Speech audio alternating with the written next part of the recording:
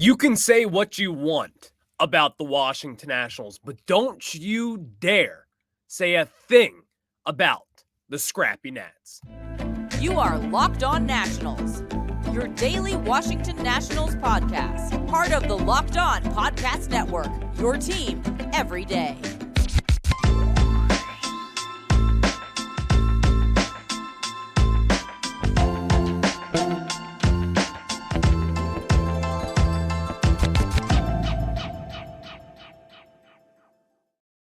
Today's episode is brought to you by Game Time. Download the Game Time app, create an account, and use code LOCKEDONMLB for $20 off your first purchase. Last-minute tickets, lowest price guaranteed. And thank you guys for making Locked On Nationals your first listen every day, as we are free and available wherever you get your podcast. I'm your host, Ryan Clary. You can catch me over on Twitter at RyanClary11 for your latest on the Nationals, and as well as just DC sports in general, as I have taken my passion for this platform into podcast form with the Locked On Podcast Network, where it's your team every single day. Later on in today's show, the Nationals, they have the day off, so we will not be previewing any series today. But let's take a look around the National League East a little bit later on, because it's a wild one. This has been a wild year for the NL East. We'll discuss that a little bit later on in my thoughts on where we are up to this point around mid-August. It's a Monday. This is where you get your national stock report, where the best and the worst individual performances. And I will say this, as this Nationals team is considerably red hot right now, there are a lot of stock ups and minimals for stock down. I'll tell you all about that a little bit later on. But let's start off with the weekend. You start off on Saturday night. Keibert Ruiz hits that walk-off home run, and oh my God, the place goes nuts. Keibert Ruiz has completely turned it on since the month of July. He has turned this switch on in his head that we just haven't really seen over the course of this season. And then you lead up into Sunday's game. Oh my God. Simple as that. When you look at this Nationals team, we talk about this team. And when I say there are two different Nationals teams, I seriously mean this. Here's team one, the Washington Nationals. They come in, the starting pitcher gives up 3 to 4 earned runs. The offense really isn't there. There's a lot of ducks left on the pond, and that's really just about it. It's not that good of a baseball team. It's deflated. It's young. A lot of stupid mistakes, and all of that non-stuff that you don't want to see. That's the Washington Nationals for you. And then on the other hand, the team that we've seen here over the last few months, quite often, you could say, the Scrappy Gnats. They're different. This is the young team that shows promise, that shows that they can pitch well, that they can hang well. And most importantly, the bullpen. The bullpen that we have seen really just flunk every test up to this moment in time. They've kind of flipped the switch. And even Andres Machado, someone who I've been screaming from the rooftops, please don't have him pitch in meaningful games. He comes in and he pitches damn well in these scenarios. Jordan Weems taking step ups. Kyle Finnegan proving to be a closer of this team and for the future, really. That is what the Scrappy Gnats are. And we got a little glimpse of that over this past weekend. Friday night's game, easy win, get it done. You're expected to beat the Oakland A's. Saturday night, you walk off. Keibert Ruiz, walk-off home run, even Bob Carpenter. Before that inning, if you guys caught that, what a little call by him. He goes, we're in walk-off territory right now. Next batter, Keibert Ruiz, it's a walk-off home run, and it was a no-doubter shot. But then it leads up to yesterday's ball game. The Nationals, well, they're down 7-1 entering that inning.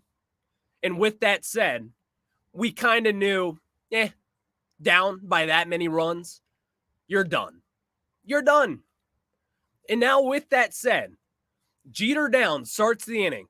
He walks. Lane Thomas lines out to the shortstop, 1 out. Runner on first. And then Joey Meneses comes up. He singles on a line drive to the left fielder. Jeter downs to second. The line starts to move a little bit. Keibert Ruiz singles on a line drive to right field. Seth Brown. Jeter downs to third. Joey Meneses to second. Bases loaded. Stone Garrett, who has been very good for the record, by the way. Stone Garrett doesn't really get talked about enough on this program. Hand up, that is my fault. Stone Garrett has meant a lot to this Nationals run recently. He's really just coming into his own, coming in to be a solid utility bat, and really just getting the job done. Not striking out as much as he used to, and just getting those numbers up, which Stone Garrett has been very good for this Nationals team. Well, he comes up, he singles on a ground ball to the left fielder. Keibert Ruiz goes to second, Joey Meneses to third, and then, of course, Jeter Downs scores 7-3. Ildemaro Vargas, he comes in, sac fly, and 7-4 Nats. And then in this moment in time, you start to think, could this be happening? 7-4, 2 outs, bases are almost juiced there. And you know who comes up? Riley Adams, who's also been a stud off the bench for this Nationals team. Comes in, he takes his walk, and then all of a sudden, a little bit of switching happened. Dominic Smith comes in for Michael Chavis. They switch over Kirby Snead, and he replaced Trevor May. Then all of a sudden, Dominic Smith walks again. Bases, it's 7-5. Everybody, this is when you kind of had that feeling. When it's 7-5, a 2-run game, you know who comes in. The scrappiest Nat of them all. Alex Call, reaching on a fielding error, which it happens. You're going against the Oakland Athletics, who are not a good baseball team, and in fact are probably a just embarrassment to Major League Baseball at this moment in time, for being honest. That's the kindest way to put it, by the way. Alex Call comes in, 2 runs scored on that error, and then, of course, Jeter Downs. They bat around. The first batter, the guy who started this rally, the first run to score of that inning, comes in, singles on a fly ball to center field. And of course, Dominic Smith scores. It is 8-7 Nationals. What a performance. What a performance by this Nationals team. And it wasn't by the guys that are the typical heroes of this Nationals team. It wasn't Lane Thomas. It wasn't C.J. Abrams. These were guys that were biting down for playing time that got these jobs done. It's Alex Call. It's Jeter Downs, someone who, by the way, hasn't really played that well, even down in AAA. Ildemaro Vargas, who's been a little bit cold at the plate. Alex Call, again, Stone Garrett, Joey Meneses. These were the guys who were getting it done for this Nationals team. Keibert Ruiz, once again, getting another single to load up the bases. That is where this Nationals team is starting to show me something. You don't have to have Lane Thomas or C.J. Abrams save your day. You can also get it done with Stone Garrett, Ildemaro Vargas, Alex Call, Jeter Downs. These are things that haven't happened in the past. Last year, you look at the offense, there wasn't much production. You were looking at guys like Josh Bell and Juan Soto in the first half of the season to step it up. And in the second half, it was just Joey Meneses. That was really it. Because Trevor Williams started this game and looked bad, if we're just being honest. It was not a good start by him. So the Nationals, they had to depend on not just the starting pitching in this scenario. Not just that, as we've seen some really good starting pitching performances over the second half of this season. But it was your back half of your bullpen, Andres Machado coming in. You also had guys coming off the bench, utility players, Davey Martinez playing his cards right, running Blake Rutherford in there as well in the 9th inning. Different situations for this Nationals team in which I just love to see. Davey Martinez doing his best, dealing his cards, and dealing them right, if we're being honest. And then, of course, just the bullpen again looked good. It looked good. It looked like a major league bullpen. And I cannot say that enough because of the fact that it hasn't looked like that all season long. So what a weekend for these Washington Nationals. The hottest team in all of baseball from what it feels like at this moment. But Mark Zuckerman had this. The Nationals have gone 19-12 since July 8th. The best record in the NL East and third best in the National League in that time frame. I'm telling you, man, the Washington Nationals and the Scrappy Nats, Two different entities. The Washington Nationals, they're the team that shows youth and immaturity. The Scrappy Nats, they show youth, but also promise. And there's a difference. You can see it from the first inning if this Nationals team will be bringing it or if they will not. It's different, man. You're starting to see progress, and progress is what we wanted to see in 2023. Thank you guys for making Locked On Nats your first listen.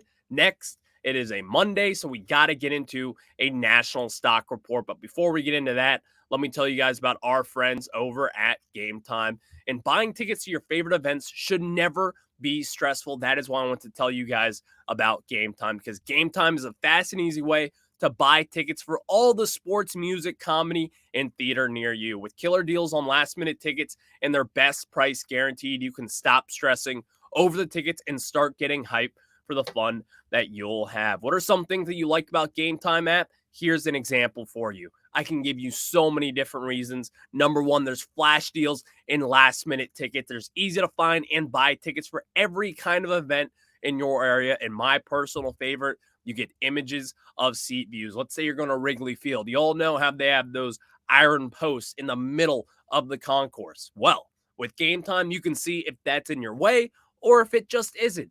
That is why Game Time is simply the best. Not many platforms, if any, can offer you that. Snag the tickets without the stress with Game Time. Download the Game Time app, create an account, and use code LOCKEDONMLB for $20 off your first purchase. Terms apply. Again, create an account and redeem code LOCKEDONMLB for $20 off.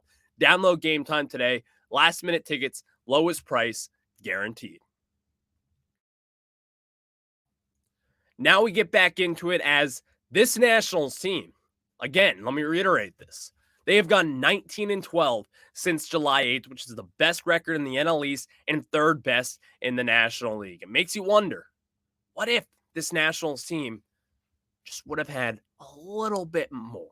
What if they had Steven Strasburg? What if they had a healthy Steven Strasburg going every 5 days? Where would this team be now? Because you're less than 10 games out of a wild card spot. If you had a healthy, good Steven Strasburg, it makes you wonder, where would we be? That's just something that we'll never know at this moment in time, but it's an interesting thought to really kind of kick around. Well, let's start off with the National Stock Report. You got to go stock up for catcher Keibert Ruiz. Over August, this is his slash. He's batting .349. He's getting on base at a .440 rate and a .605 slug. That is a .1045 OPS, ladies and gentlemen. 3 home runs, 5 RBIs, 7 walks compared to only 5 strikeouts. This offensive renaissance that Keibert Ruiz has been on has, 1, been a little bit surprising, and 2, has completely turned the corner for kind of what I thought about this season with Keibert. I talked about it, I believe, last week on this show, I believe on Monday. Keibert Ruiz kind of had to look around and say he struggled a little bit. But over the last 20, 15 games even, his numbers have been incredible. Hitting the walk-off home run in a clutch situation in Saturday night's contest. Coming in on Sunday, looking good again. Keibert Ruiz has arrived. Keibert Ruiz, this is what we've expected since trading for him at that 2021 deadline. When you're traded for stars like Max Scherzer and Trey Turner, I expect you to be good. And I think the Nationals expect that as well. A former top 50 prospect, even at one point a top 30 prospect in all of baseball. Keibert Ruiz has always had this in him. He's had this hitting potential in him. And you've seen all the expected numbers and all that stuff that kind of indicate that this guy has been unlucky, which is true. It is a very true thing. But man, you're starting to see the results. You're starting to see the slug. You're starting to see the power come through. And also, not even to mention, 7 walks to 5 strikeouts over the course of August, 14 days, 13 days, I guess, counting yesterday. What a month for Keibert Ruiz. So stock up for him. And as I said, on this good day, not many stock downs are coming up. So again, we're going for a stock up for Stone Garrett. And again, small sample size, but this is noticeable for me. Over his last 20 at-bats, he's batting .350. He's got a .462 OBP and a .450 slug. That is a .912 OPS, as well as 5 RBIs, 5 walks and only 7 strikeouts in that span. Now, only 7 strikeouts, that's a stretch. 7 strikeouts and 20 at-bats is a pretty decent amount. You want to see him cut down on that. But also 5 walks in that span as well. Stone Garrett, now while I've kind of been up and down on Stone Garrett and the idea of him, there is no doubt in my mind that this guy could be a big league hitter. He could. He looks the part. He has the power potential. And you kind of need someone coming off the bench who has that potential and who can play the outfield. Well, it's not pretty out there, for being honest. I'd much rather have a defensive stud out there, you could say, Alex Collar, Victor Robles when he's healthy. But even then, Stone Garrett has brought value to this team. When you need power, when you need someone to come off and have the potential home run threat, Stone Garrett is that guy. He's kind of your prominent bench guy who can come off the bench, who can replace someone in DH for a little bit and just play a solid outfield there. Stone Garrett has looked good. He continues to show that he has the power and that he is a big league hitter. He's just going to have to put it all in eventually and maybe get a little more playing time.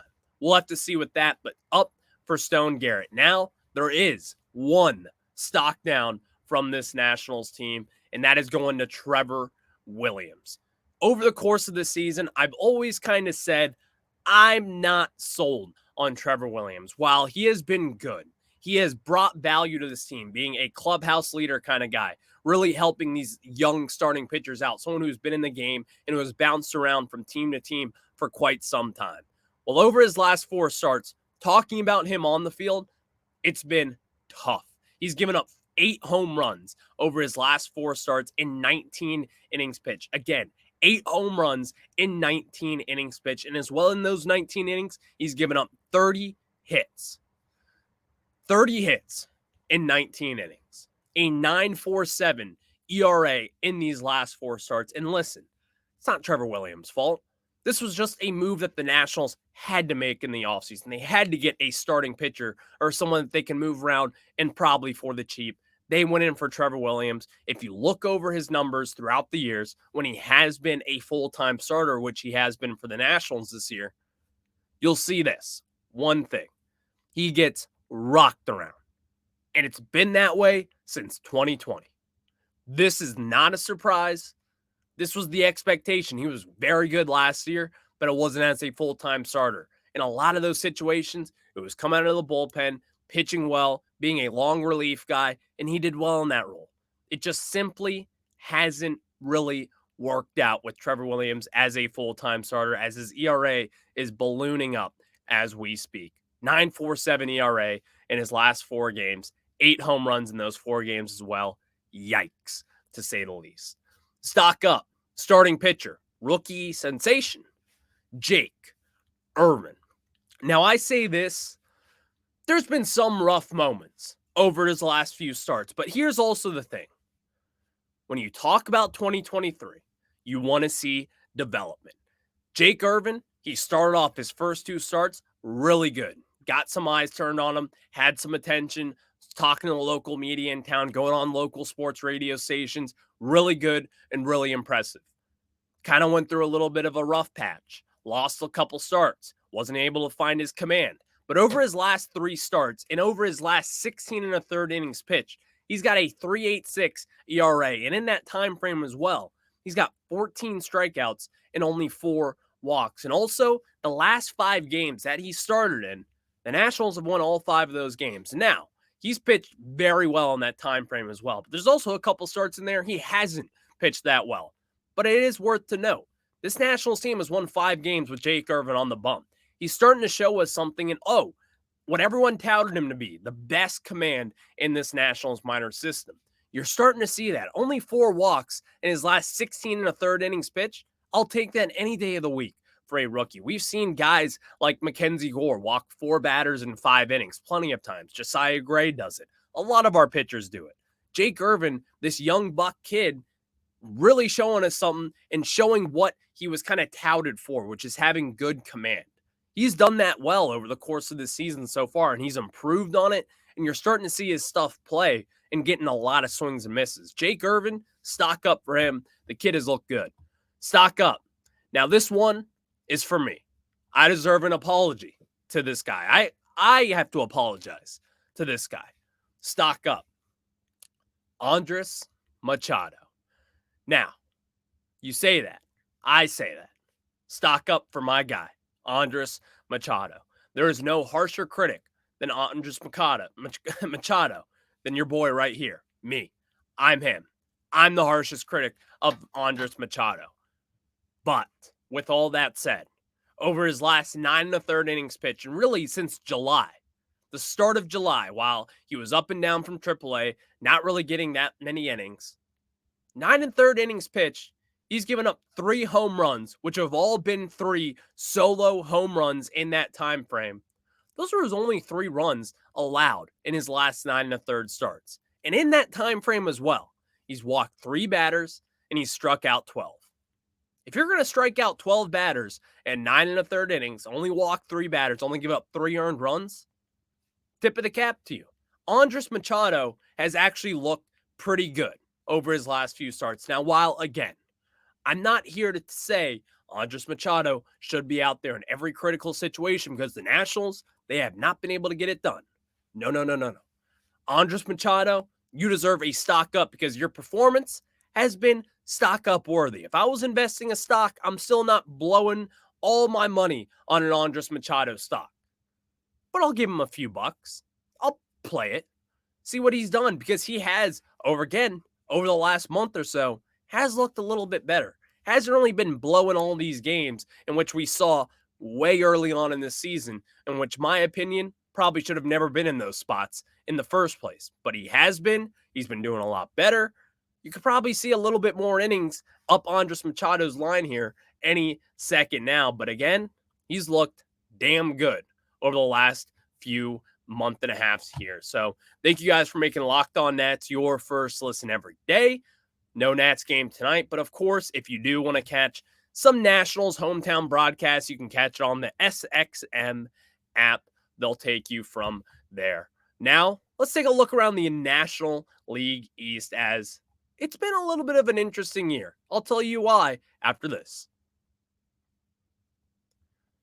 And now we're back into it as we're going to take a little bit of a look at the National League East now. Now, while you really talk about these things with this Nationals team and where this Nationals team has struggled over the years, well, you've been dead last in the National League East for what feels like a decade. Not a decade, we know that. But still, this Nationals team was not really expected to win too many games in the first place. But at this moment in time, 53 wins on the season. Is there anyone else in the National League East that has 53 wins? Let me ask you that real quick. Oh, the highest payroll in all of baseball. The highest payroll that Major League Baseball has ever seen. The New York bleeping Mets had 53 wins, and as we sit here today, we are only a half game back from those New York Mets. And oh my God, this is kind of what this segment is about. Are people kind of smelling what I'm cooking here? The highest payroll of all time. You get Justin Verlander, Max Scherzer, and Justin Verlander are at the top of your organization, at the top of your rotation once again. Those two guys, all that talent. You get Francisco Lindor. You have Pete Alonso. You have Francisco Alvarez, a top rookie prospect, a very good hitter. You have a Brett Beatty, another top prospect. What happened? We sit here today. Oh my God. What an embarrassment for those Mets. A complete show. What a show the New York Mets have been this year. Again, if you were to ask me just a few months ago, even back in June, that the New York Mets would only be a half game up from these Washington Nationals, I would have told you you're crazy. Even a month ago, I would have said no chance in hell. No chance that is happening whatsoever. But you sit here today, August 14th, 2023, and the highest payroll in all of baseball is only a half game better than one of the worst payrolls in all of baseball. What a show that is. In the Nationals, in that frame as well, they are better than them on the road. And also, against 500 teams or better, the New York Mets aren't much better. They are a game and a half better than those Nationals against 500 or better teams. Now, in that frame as well, the Mets have played 3 more games than the Nationals. This Mets team is an all-time catastrophic failure from Steve Cohen and the New York Mets as whole. What a joke. But looking around the other NL East as well, it's kind of fallen into place as we all expected. The Braves, the best team in baseball, winning 64% of their games. They have an 11-game lead on the Phillies. Take the NL East. You won it. Congrats on you. Second place, the Philadelphia Phillies, 11 games back, but they're 3 games up in the wild card race. Then you have the Miami Marlins, who are the 3rd wild card team. I'm not a believer in the Miami Marlins. I just simply am not a believer in the Marlins. I don't think they have what it takes. And while you've seen Sandy Alcantara go out there and pitch really well, kind of looking like he's back into his Cy Young form. But even then, the National League East has just been weird, to say the least. Because the Marlins, you think that Sandy Alcantara is one of, if not the best pitcher in all of baseball. He's struggled all season long, and it's now mid-August. But again, he's starting to turn this corner. But they're not going to go deep with this pitching staff, in my opinion. Now, if you have Yuri Perez in there, I think this pitching staff looks completely different because the Marlins, they have good pitchers. They have good pitchers. But the offense is a little bit inconsistent for me. And even then, I don't know if you guys feel the same way about this, but the Marlins just are the Marlins at this point. Like, they have this dark cloud over them to where you can never really buy into them because they show promise. They've had all this talent before. I mean, look at the teams that they had in the mid-2010s. Those were really good teams, filled with talent, and they just simply never did anything with it. So I've always kind of just been hesitant on the Miami Marlins, and it's one of those things where you can tell me Bigfoot is there, but I got to see it for myself. That's what the Marlins are. I got to see it to believe it. At this moment in time, I could see the Reds jumping in, or even the Cubs at this moment and taking that 3rd wild card spot. But hats off to them. They played good baseball, and they've had the Nationals number all year long.